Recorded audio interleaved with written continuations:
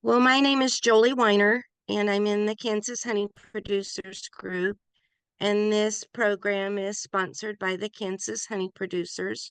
It's a free program, but anyone that wants to join is welcome to.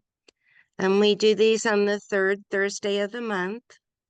And next month, our program is called Hive House, and it's an apitherapy without the sting. And it's Joel Lance, who's from the Upper Peninsula in Michigan, has this house that bees are in. You have to just listen to it. Anyway, he has people come to his property and they get the calming effect of the sound of the bees. So he's looks like he's an interesting character. And that'll be April 18th. And then John Speckman on the third Thursday in May is talking to us about collecting pollen, cleaning pollen, and selling pollen. So those are the next few that we have set up. We also have a queen rearing workshop coming up on NECBA does, the Northeast Kansas Beekeepers, on May 10th, 11th, and 12th. And it'll be in Olathe, Kansas. And if you'd like information on that, you could go to the NEKBA website, nekba.org, or put something in the chat box and I'll give you the link. And we have our fun day coming up, our queen rearings with Gary Reuter from the University of Minnesota. And our fun day is Saturday, June 1st in Lawrence, Kansas. And it has Judy Woo Smart coming, Autumn Smart, Blake Shook from Texas, Rogan Tokash, who was one of Judy's students and is now at Auburn University, and Jennifer Tishruta from University of Tennessee are all coming. So we have big plans. So anyway, if anyone has a program of their local association they'd like to announce, you are welcome to unmute and do that at this time. All right, then we'll get right to our program. Shelby Kittle from the University of Nebraska is on, and she has done a really good job. Part of her study has been on comb honey production, and she's going to talk to us about that. And Shelby, I'll let you introduce yourself because I forgot to print your bio out. So you are on. And Okay, well, hello. Oh, well, hello, everybody. Like Jolie said, my name is Shelby Kittle, and today I'm here to talk to you all about comb honey production from setup to sales. So let me see if I can. Okay, so this is kind of a little outline of what I'm going to be talking about. We're going to go through an introduction on why we should produce comb honey, and then what I kind of broke up into the 4 phases of comb honey production. So setting up the comb honey frames, compressing hives, harvesting, and then cutting, packaging, and marketing is kind of all in one. But with that, we'll go into the introduction. So a little bit of my background, I actually started beekeeping with the Nebraska Beekeepers Association Youth Scholarship in 2014. So this will be my 10th year of beekeeping. My mentor was a small commercial beekeeper who ran about 500 hives. And when I started keeping bees, I actually started producing comb honey. And I've done it every single year since because my parents wanted me to kind of commit to beekeeping before I sank $800 into an extractor, which I'll talk about in a little bit. But I did research on comb honey production for an UCare project in 2020 and 2021. I am now currently a master's student at the University of Nebraska with a focus on honeybee research, obviously. And so, as far as why we should produce comb honey, first of all, comb honey or honey in general is a main source of income for commercial beekeepers, and bottled honey is kind of a supplemental income for small scale or hobbyist beekeepers who are just kind of selling what their hives produce.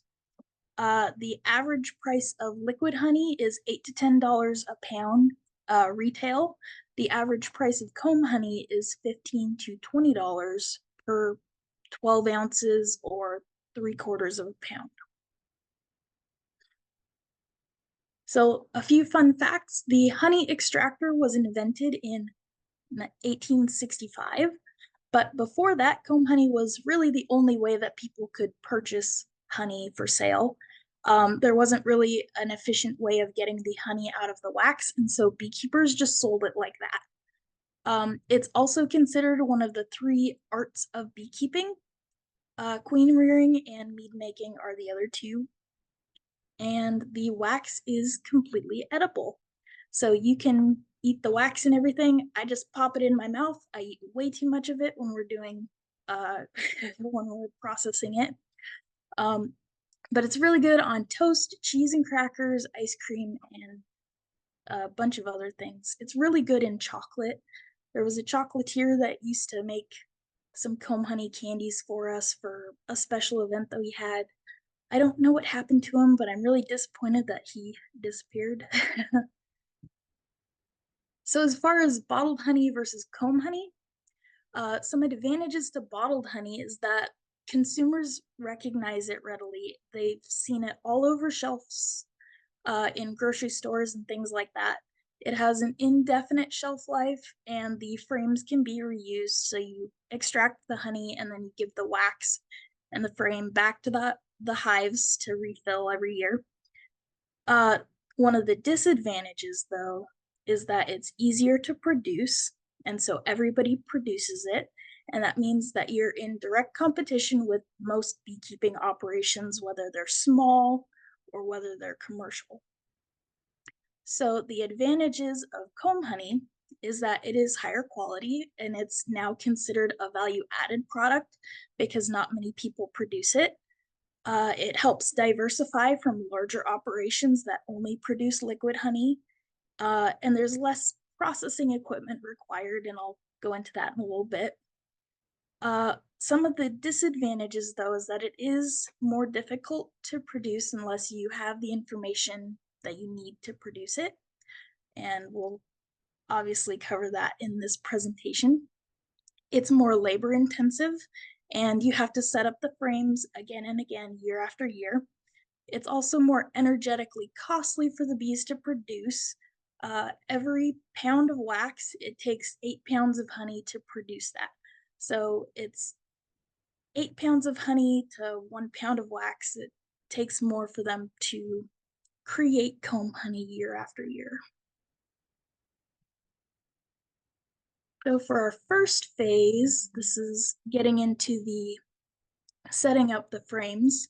We need to gather our supplies. So I use bendy drinking straws, uh, regular beeswax melting supplies, empty empty frames that you're planning on using for comb honey production, natural beeswax foundation, and then the little extra beeswax for melting. Sometimes I use the burr comb that we scrape from between the boxes. I'll melt that down and use it for my frame setup.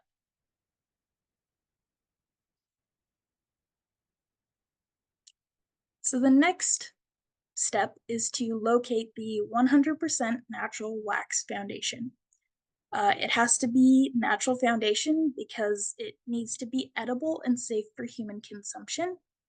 This foundation will be cut and sold with the product. So it can't have wires. You have to be able to cut it. If it has wires in it, there's some frames that are set up with that, and it's to support the combs when they're extracting or when you're, managing the hives. But you can't use the wired foundation for comb honey. If you pull the wires out, it will leak honey everywhere and it'll ruin the product. It is possible to set up without foundation, but the bees will draw really weird shapes and cross combs. And so you can see an example of that down on the bottom two images. And really, you can just check with your beekeeping suppliers. I think we usually get ours from Man Lake, but I know there's um, multiple suppliers that sell it.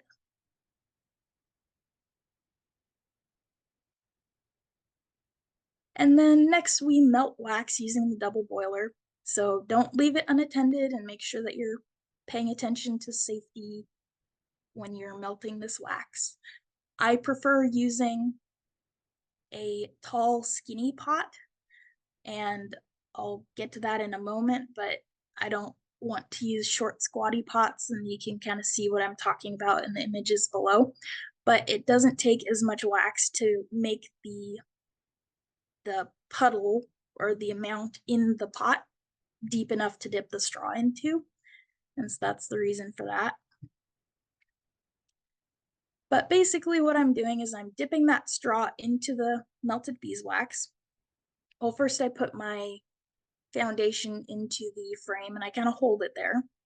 I dip my straw into the melted beeswax and then I put my finger over the end. And then I just put that end of the straw right up against the foundation, and you can run a little bead of wax down the edge of the foundation. And so that little circle at the bottom is kind of what it looks like after I've done that. But if you're using a partial foundation, you need to hold it until it is secure and slightly cooled. Otherwise, it will kind of lean over and then it'll bust the foundation. You'll have to redo it all over again. But be careful not to melt through the foundation either. If your wax is really, really super hot, then it will do that as well. And just a few management tips for producing comb honey when you're using the frames. You can use a drawn bottled honey frame to bait the bees into the top box. It smells like a hive, so the bees go up there to check it out. But you want to make sure that you pick a really good looking flat one to get the adjacent frame started correctly. If it has a bunch of like waves in the way that that drawn frame was built, then it'll carry over to the other frames because they just kind of, they leave that bee space. And so if it's wavy on one side, it'll be wavy on the next two frames over.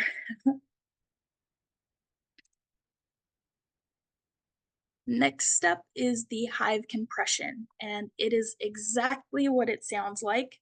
We are taking big, two deep colonies. We're compressing all of the adult population down into one colony, and then we're adding our super. So the first step in this phase is that we need to identify the colonies that we're going to be using. We need two deep, very strong colonies. So if we're going through our hives and we're trying to decide, we need to make sure that we are picking very strongly populated ones with 16 to 18 frames covered in adults. We also want to make sure that that the queen is there and that the hive is free of diseases. The strong worker population is needed to draw the wax. You kind of have to convince them to do this. So when we kind of reorganize and compress all of those bees into one box, it gives them no other choice but to draw that wax. And so the image off to the left is what you want to see when you open a colony. That one is very populated, and it would be a very good candidate if both of those boxes are filled like that. So the next step is to locate the queen frame. We want to give her the quote unquote beekeeper lookover that my mentor taught me when I was starting. So basically, we want to make sure that she has all of her legs, all of her wings, and that she has a nice butt. This is also a good time to mark her if she is not marked, and that way it's easier to find her later on. But you should also be gauging her laying pattern. If she is not a good layer, then you would want to consider moving on to the next colony. She should have a good to excellent laying pattern and also have strong, healthy brood. And then we go through and we find one frame of honey. And this doesn't need to be completely capped. It's just to provide food until the bees start to bring in more.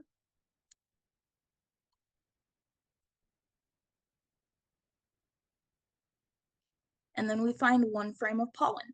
And sometimes they don't always make one full frame of pollen, I understand that, but you can pick two frames that are half honey and half pollen.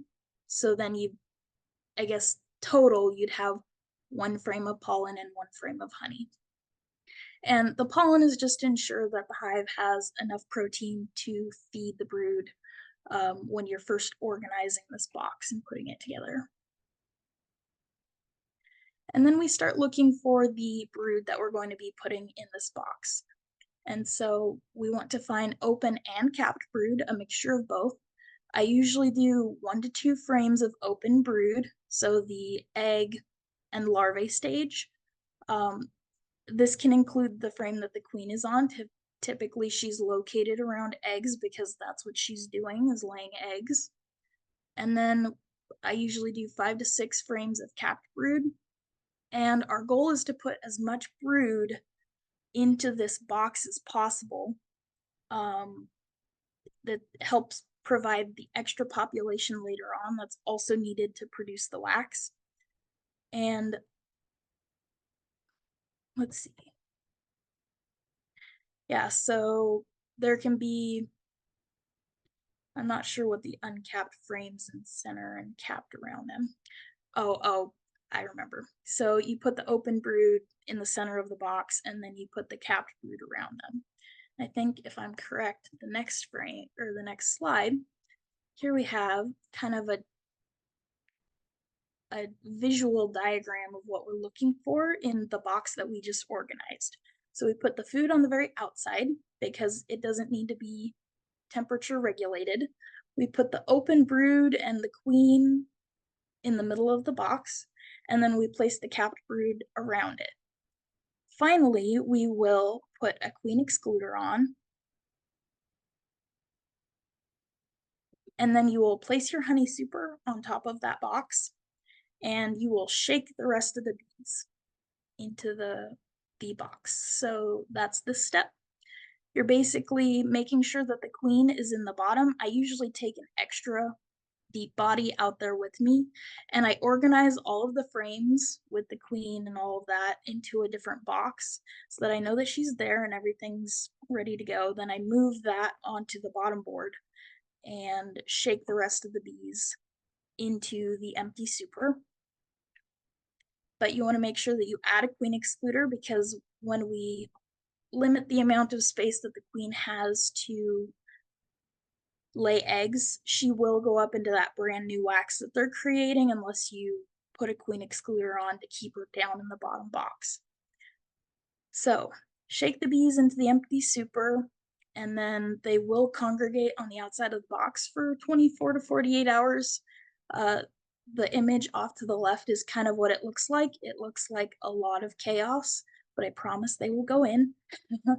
And then any extra frames that you don't use, because we're taking 10 out of the 18 to 20 frames that were available.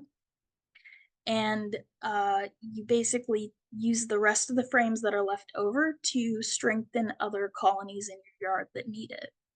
But you want all of the adult population left at this comb honey production hive. You're going to shake all of those off, and then if there's honey or brood or pollen, you move that to other colonies that need it.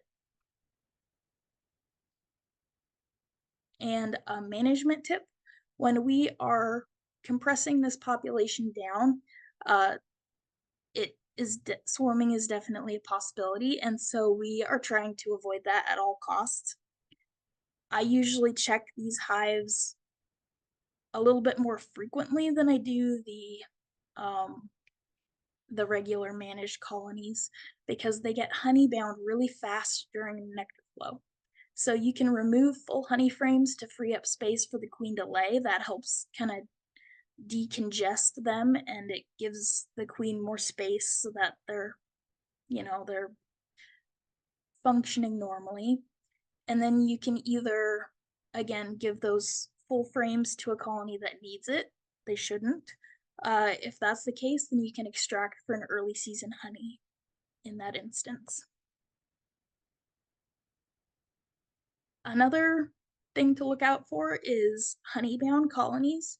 So like I said, they get honey-bound really easy during this time because we've got a lot of bees and not a lot of space. And so if it looks spotty in the queen's brood pattern, you need to look closer to make sure that it's, either the queen or if it's honey-bound. It does look very spotty in the picture off to the left, but if you see um, the little square in the top right corner, if you zoom in closer or look closer at that frame, those empty cells are actually filled with nectar, and that is a sign that the bees are filling those empty cells with nectar before the queen has a chance to lay another egg in it. And so the quote unquote empty cells in the brood area that are shiny like that have nectar, and so that means that they are running out of space and you need to do something about that. The other thing, and this one is really important because I've been very disappointed in the past. You want to tape the inner cover groove shut and any other um, small openings around the edge of the super. If bees can get into the top super, then you want to tape that shut. If or when your hive swarms, the queen doesn't always go back to the bottom box. She might crawl into your honey super and then she starts laying eggs in your comb honey and that ruins it. Unfortunately, like I said, I'm speaking from experience. I've had that happen a couple times.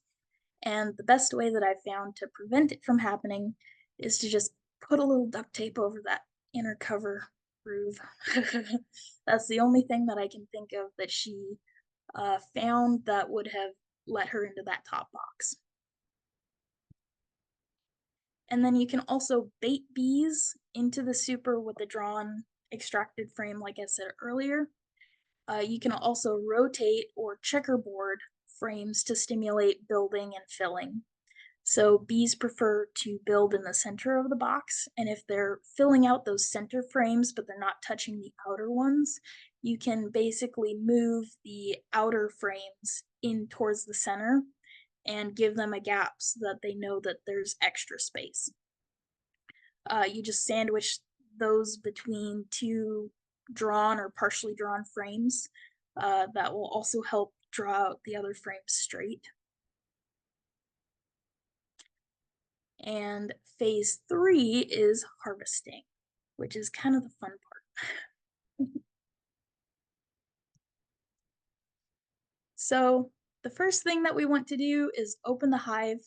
I typically place the comb honey super aside, and we want to make sure that we have a smoker in this instance. We're going to be obviously harvesting honey. They don't appreciate that, and so it's needed for general safety.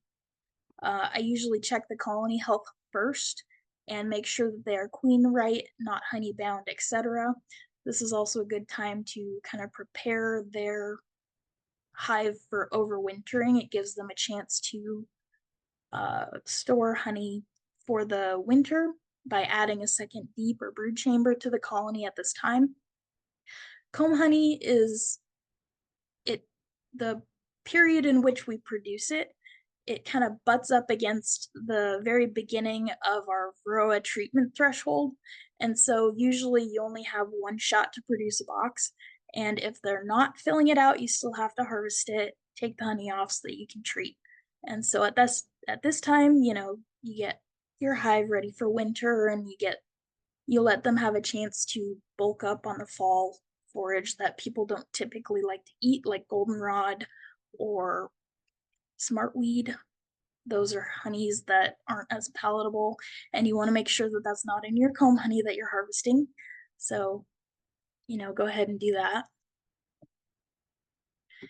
And then once you've checked the health of your colony, you want to remove the bees from the frames. I always check the colony first because they're not all riled up. Once you start harvesting the honey, you rile them up, and so it's, kind of an order of operations. But there's several ways to remove the bees from the frames. Um, you can tap frames or use a bee brush. I typically recommend that you use a bee brush, but you can also tap them.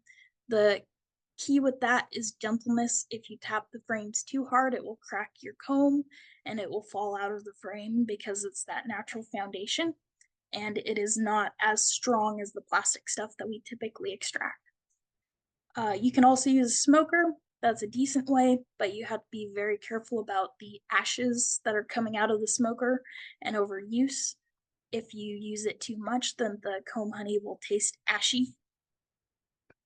And Bee Go or Bee Quick, those are products that are on the market. You use them for liquid honey harvest.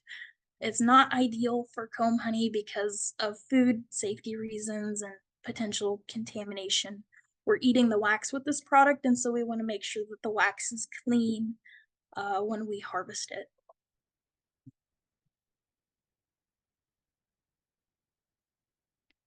So then when we take our frames out of the box, we want to make sure that we are ordering the frames correctly. Um, Unless you put them in the right order, they will touch. So even with foundation, bees draw thicker and thinner spots in the combs. And so each frame fits kind of like a jigsaw puzzle in the order that they were in that box when the bees built it. So I usually, again, I'll take an empty box out into the yard with me so that I can place the frames in the same exact order and orientation that I took them out in.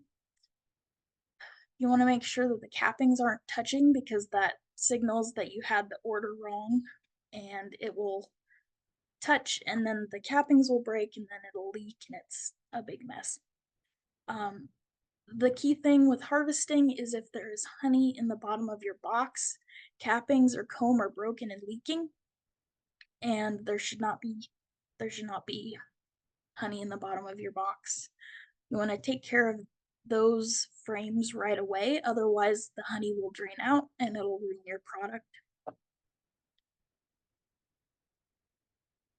And then you separate the clean frames from the hives.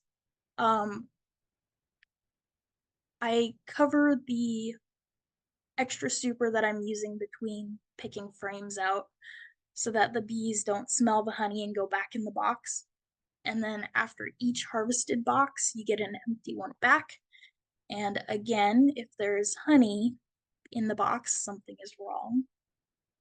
You can see on the image to the left that I had the order of the frames wrong, and so it hit the side of the box and it stuck, and so then it ruined that portion of the frame. I had to cut around it. And so this is a good time to add second deeps, like I said earlier. The hives need time to store winter food, and the fall forage is a good time to do that. It also helps decongest the hive that we use for comb honey production to help prevent late season swarming. And drawn frames in this instance are a must because the bees are beyond the point of the season in which they will build wax. We used all of that time up on the comb honey super, and so we want to give them space to just start filling with, brood or food or whatever it may be that they're trying to do at that time. And then you want to take supers off as soon as they are finished because bees, believe it or not, don't wipe their feet when they walk in the door. And so all of that pollen and whatever they got out in the field is on their little footsies. And after a while, they walk all over the comb and make it bitter because of the pollen that is on their bodies. It also darkens the wax and it makes it less visually appealing for customers. So the cappings should look like the above image, not the bottom image. So the above image is a super that I took off right away as soon as the frames were built out and capped and cured. And then the bottom image, I don't think that was a comb honey super. I'm pretty sure that was a frame that was in one of our brood chambers, but it's an older frame. They walked over it, so you can see the difference.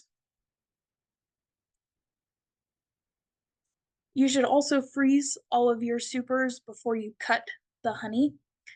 If you had one wax moth in that box, doesn't matter whether it was a problem in your hive or not, if that wax moth laid an egg and you cut the comb honey without freezing it, it will hatch in your boxes. So it prevents infestation of the individual products once you've gone through the trouble of cutting and packaging it. But you want to be careful after you take it out. Cold wax is very fragile and very brittle, and so it will crack or leak very easily if you bang the boxes around. So you want to be very careful that you're setting it down gently and you're pulling the frames out gently.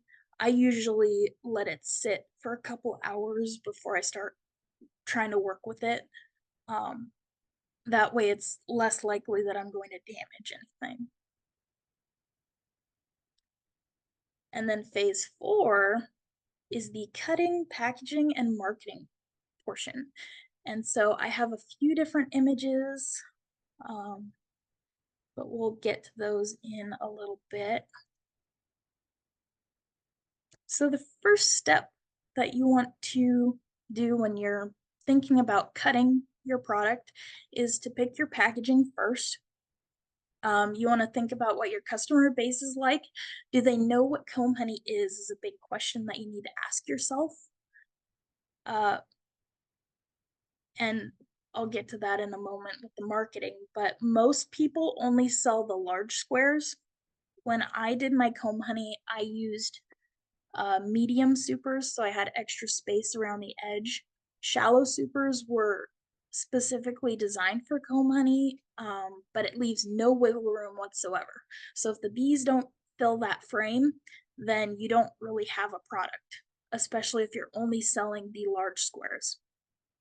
And so that's where I get to the point that scraps can be sold too. I use mediums so that I have a little bit of extra room, and then I end up cutting the small scraps and selling them as the bite-sized or that medium blue square. It's, I think, 2 ounces.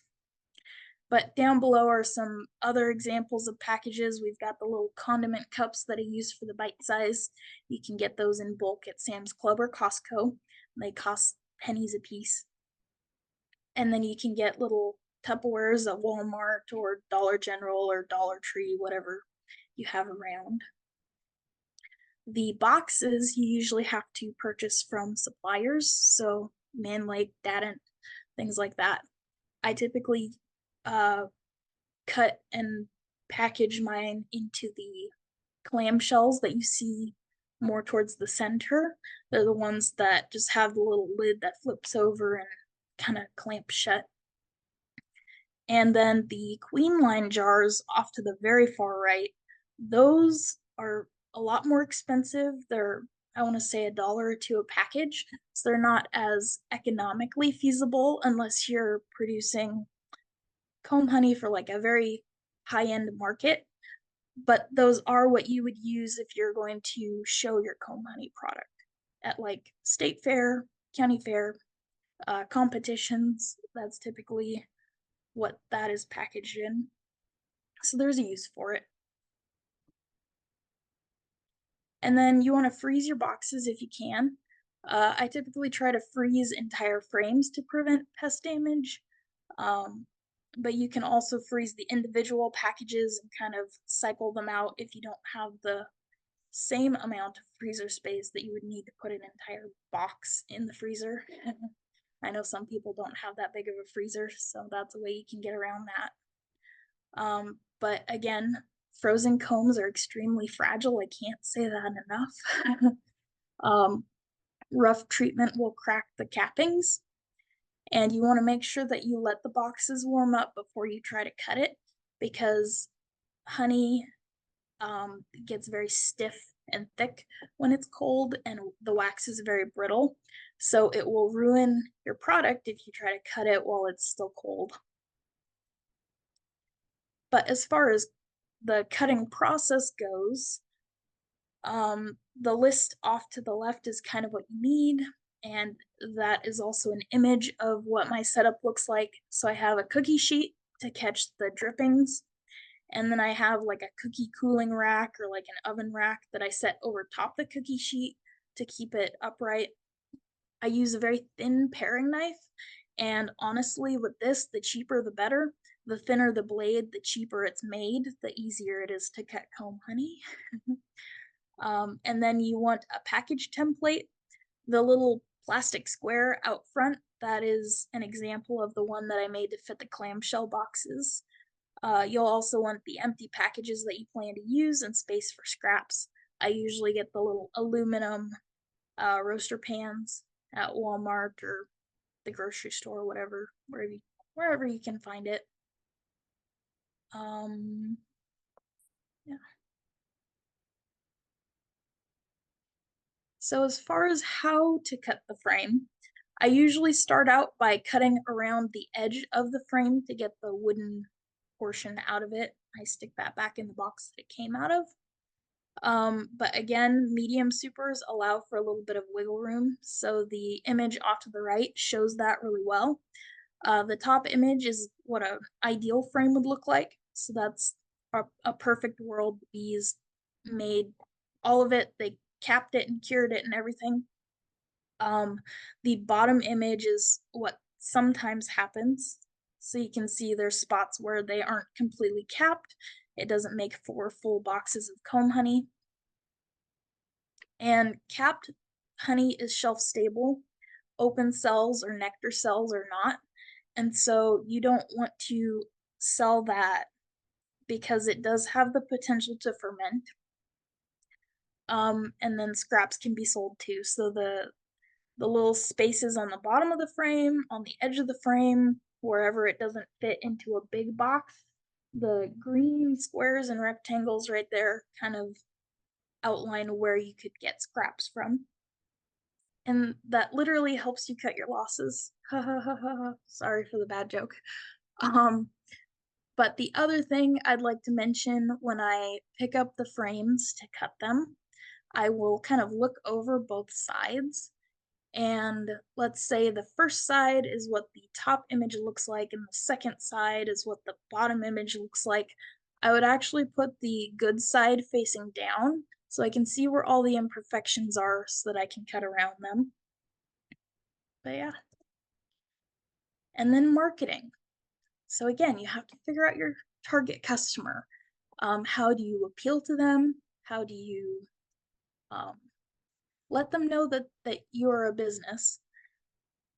The other benefit that I found with the bite-sized comb honeys and the smaller pieces is that people don't know what comb honey is anymore. They're so used to seeing it in a bottle. They're actually really curious about it. And so I sell the bite size for $2 a piece, and it gives you an opportunity to connect with your customer and give a sales pitch. So the big boxes are usually $20 a piece. So that's quite a bit for somebody to spend on something they're not sure they will like. And so I do the bite size. They can try it right there at your stand, and they can decide right there if they would like to take some home with them. But it's also a lower sale point. The kids really like them as well. But you want displays, verbiage, color choices that are all pertaining to your brand. And then you want to make sure that you're practicing the characteristics of comb honey or the selling points that people would be interested in knowing about it when you're trying to sell it. So I'd also like to point out with the characteristics of comb honey, I went to, well, I went to the American Beekeeping Federation annual conference this January, and then I also went to one in Indiana a couple weeks ago. But there's been a lot of talk about adulterated honey coming into the United States market. And so comb honey would be a way to get around that because we know that it's raw. There's no way that somebody could heat it or process it because the wax would be damaged. It's natural and it's in the original form that the bees stored it in. There's no way that we could add anything to it. So it's a good way to market it as, hey, this could not have possibly been adulterated. And it's very unique. Not many people produce it, at least not right now. I would love to see it come back. It's just a beautiful product.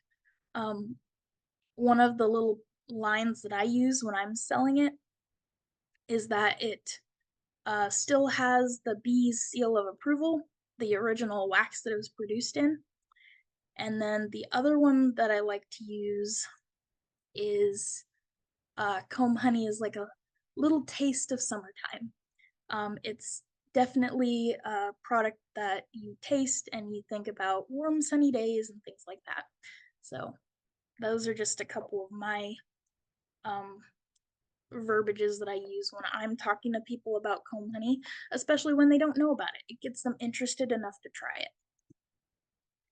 And then storing extra. If you cut it correctly, comb honey will be shelf stable for a very long time. So if we're cutting it to make sure that we're leaving out the nectar cells that aren't capped, it's just as shelf stable as liquid honey. You can still sell the uncapped sections, but you need to manage your product and sell those first so that they're consumed first before they have a chance to go bad. And then for long-term storage, you should freeze it. This just helps prevent crystallization in the honey that might have leaked out into the package. But you can't really decrystallize it like bottled honey because of the wax, and so you want to make sure that you're preserving it in the freezer if at all possible. It also prevents moisture wicking from the air. When it's solid, it doesn't seem to absorb moisture like it does when it's room temperature. Mhm. But yeah, some management tips. You can make sure to know your product, highlight the advantages of comb honey, like we talked about earlier. Raw, unprocessed, natural products. It's very unique. Um, and then it's also a specialty product. The other thing with the uniqueness that I like to point out is that because nobody produces it, um, I can say, well, if you don't try it this time, it might not be here again. Like this is your once in a lifetime opportunity to try comb honey before it disappears again. And again, you can sell the scraps in the little bite size. They definitely add up.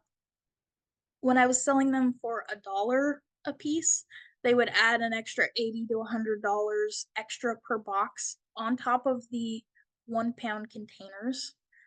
That's obviously gone up now that we've priced it at $2. They still sell just as well at $2, and it helps cover more of the cost of producing them. Um, but yeah, you can turn your byproduct into profit and make the harvest more efficient. It makes each super worth more. And then it can also be used as a cheap way to get people to try it. Like I said earlier, buying a $2 item is a lot easier for somebody than buying a $20 item that they don't know if they'd like. And sometimes it does lead to a sale of a larger comb honey. The kids also really like it. It's right there next to the honey straws. Uh, it's a little treat that they can buy with their own money at the farmer's market. And then displaying small items in front of larger items. This helps with visibility of everything. If you have bottled honey that stands up really tall, you can put the bite sized at the front edge of your table. It makes them more visible and it shows variety. It helps make it look organized.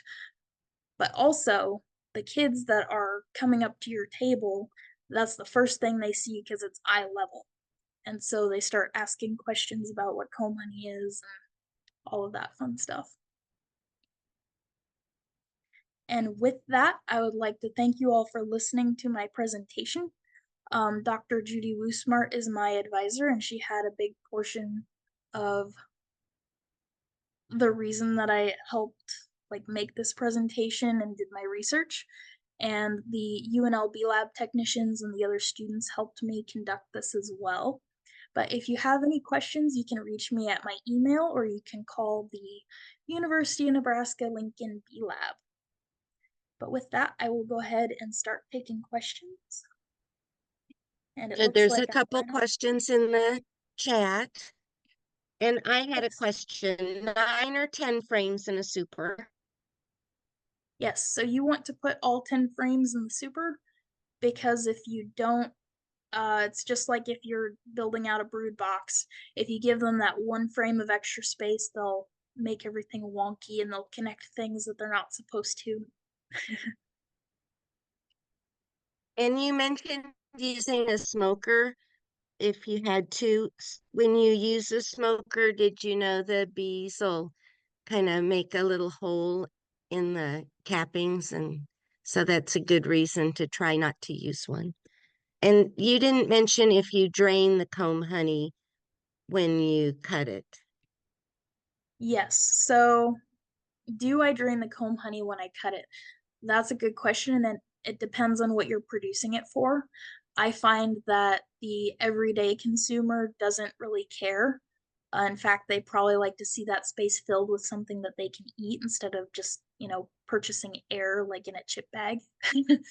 um, if you're producing it to show, most, well, I'd say probably all of the competitions that you would enter, you would want to drain it first because that's one of the things that they will grade you on.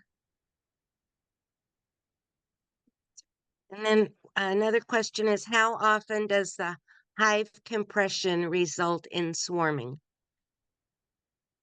So, unless you manage for it, it will result in swarming 100% of the time because you're basically giving them all the reasons that they would think that swarming is necessary. But when we manage them and we take out extra food frames, we make sure that the queen has lots of empty space and we make sure that there's no honey between the brood nest.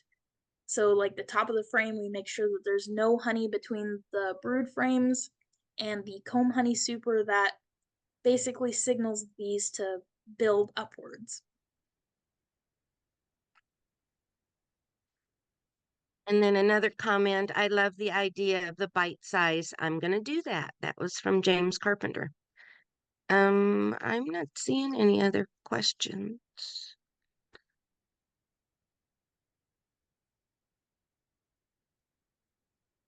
Oh, excellent presentation. Now you freeze the frames after you remove them from the hive. Yes. Okay. And then so I know people learn differently. There's different learning styles. Some people learn hands-on, some people learn through reading, and some people learn through lectures.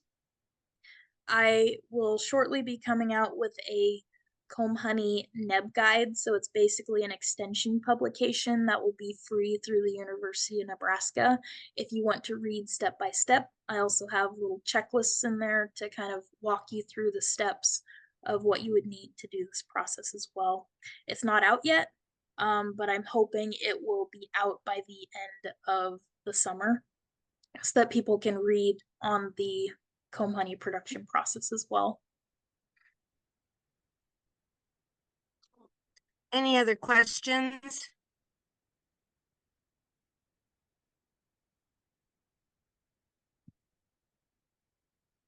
Let's see. Have you had success with comb honey using single brood chamber method instead of double deeps and compressing them, I guess? Yes, so the whole compression process is basically taking a very strong double deep colony down to a single brood chamber. If you have a double deep colony, they aren't as congested, and so they don't feel the need to produce wax like they would when we go through the compression process. So you can produce comb honey with a double deep colony, but it's a lot harder to get them to do that. Bruce. Outstanding presentation. Thank you very much from Eric. All right. Any other questions? Anyone that joined later, do you have any meeting announcements or special programs coming up?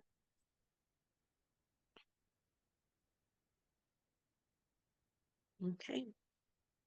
All right, Shelby, thank you. Good job. We really appreciate that. So next month we'll have the Hive House where he's gonna talk about having people come out and let's see, how long does it usually take to fill a super is a question. So it usually takes the entire time that your nectar flow is on. Depending on where you're at, it's different. So in Nebraska, ours typically starts the usually around the 1st of June or the first week of June, depending on the year. You just look for signs of the nectar flow like you would for other production purposes. So you look around and you see there's lots of flowers blooming. If you're opening the colonies and they're starting to build comb between the boxes, that's another good sign. If you see them adding extra wax or the lighter colored wax onto older combs, that means that they're in the process of producing wax. And so that's a good sign that the nectar flows on as well. But yeah, it's usually one box per hive per season. So one a year, I guess. It Okay. depends on how strong your colony is too. If if they have a lot of young bees and they're really producing wax, they could do it in 2 to 3 weeks. If you have a lot blooming, sometimes it takes them 4 or 5. I think the most I've ever had comb honey on is 5 weeks. And even if they weren't completed, you still have to take them off to treat for varroa.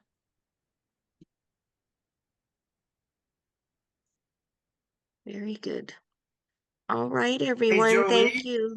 Yep. Yeah. So, hey, I just want to say I got on late. This is James in Wichita. I just want to say thank you to you and Cecil for coming out to the Wichita Beekeeper Alliance meeting last month. Really appreciate it. That was super special. So, kudos. And then we do have another meeting coming up this Saturday from 3 to 5. I'll put the information in the chat. Hey, Okay. Joey, this is Eric Work again. So once again, thanks so much for this opportunity. It was a great presentation. I'm in Missouri, so I just happened to get this passed on by Missouri University Extension. But do you have an email list that you could add people on, because this is great information, and the next two subjects that you'll be addressing interest me as well. So is there any way that we can get added to a your email listing, or how do we go about it? Yes. So if this is the first one you've signed on to, Robert Burns will send you an email with a link to sign up every month. Okay, So great. now you're like on our list, and whether you want it or not, you're going to get an email about the program for the month. And it's usually just a few days before. But I do put it on the Missouri State Beekeepers Facebook and our NECBA Facebook. You know, I kind of put it on about 20 different Facebooks. Yeah. So I don't know if you're on any of those, but yeah, so you should get an email like this week. I think Robert sent it out on Monday or Tuesday, and it'll tell you what the program is, and it'll have you go to the link to sign up. So, Great. Jolie, okay. Thank you so much. Mhm. Shelby, once again, thanks for all your information. Good job. Yep, they- no problem. Jolie, this is Robert. Do they need to register with that link? You know, even I had to register today, so I think they do. Because I even went, you know, to the one that you send from like Christie, and I had to it seems like we have to register every month anymore, no matter what we do. I had to register as well, Jolie. So Yeah, and you've been on before, yeah. yeah. So, Okay, we need to look at that. okay. Yeah. So, okay, the magic of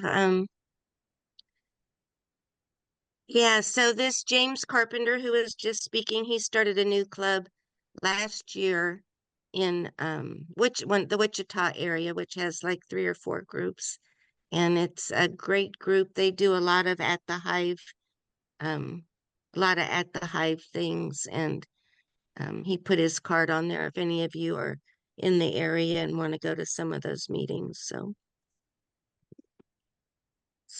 anyway. All right. Well, thanks everyone. Shelby, you did a great job.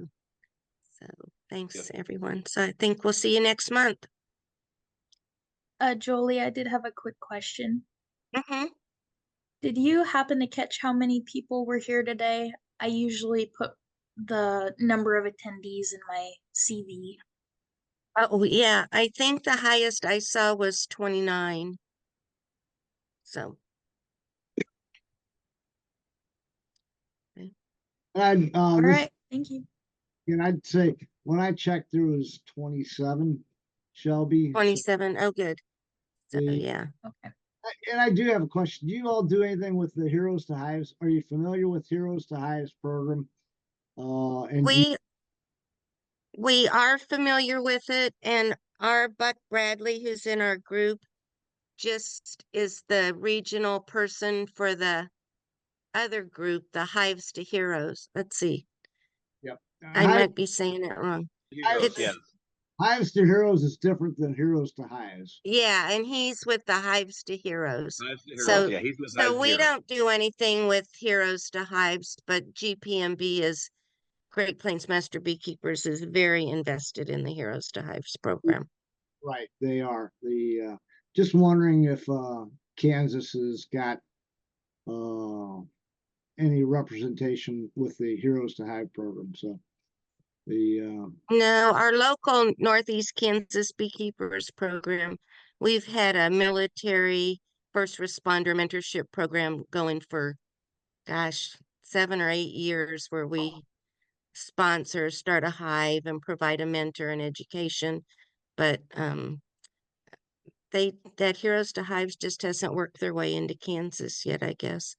But we have a couple different, we have Valor Honey and we have the soldier program at what's it called, Robert, that Nikki does. Um Save the That's the farm. Valor Honey. no, That there's group? Valor Honey and Save what the did you farm. say? Save the farm. And the Safe Farm, yeah. So we have those programs in Kansas, which are very, very, very big, but I don't think they're involved with Heroes to Hives. Hives. gotcha. Now I'm confused which one. So, All right. but Well, it is a big deal in Missouri too, Eric. So yeah. I mean so I'm and the reason why I ask is I'm a consultant for University of Missouri Extension, and we're going to launch Mm, fourth apiary in the St. Louis area. So we're very invested in the Heroes to Hive program. It's a national program. I think our enrollment this year is 4,200 veterans and dependents. And then they'll do that, and then we supplement it with state chapter meetings once a month, and then we have field days where we at all 4 sites where we go out and give people an opportunity to practice what they've learned from the modules and some hands-on stuff. So it's a good program. But I was just interested in how Kansas, if they were doing, because I did like Arm to Farm. Are you familiar with that program? And the topic came up between Farmer Veterans Coalition and Kansas in trying to get Heroes to Hives integrated up there. You know, so Hmm. Yeah, if you I'll put well, I'll just tell you, like, if you call this Buck Bradley, I'll just give you his phone number. You could talk, he would be the one to talk to sure. in Kansas. But the Yeah, thing he's with the Kansas Kansas, representative. yeah, for the other program. Yeah, But for the high heroes. Kansas, yeah, Kansas, we don't have an apiary inspector, nor do we have any beekeeping people in extension. So we are like anything that's done in Kansas, it's just done through the couple clubs that we have here. So Gotcha. it's an interesting situation. Gotcha. So yeah, Buck's phone number is,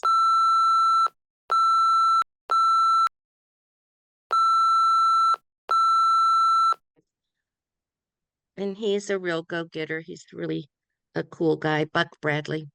Yep. Thank Mhm. you so much. Hey, really enjoyed it. Nice meeting you all, and great presentation. Great. Well, thanks. Thank you so much, Shelby. Anyone else have anything? So, Take care now. Bye bye. Hey, I okay. have a Thanks, question for Eric. everyone. Oh, yeah. Eric, Eric, are you I have still a on? question. Yeah, I am.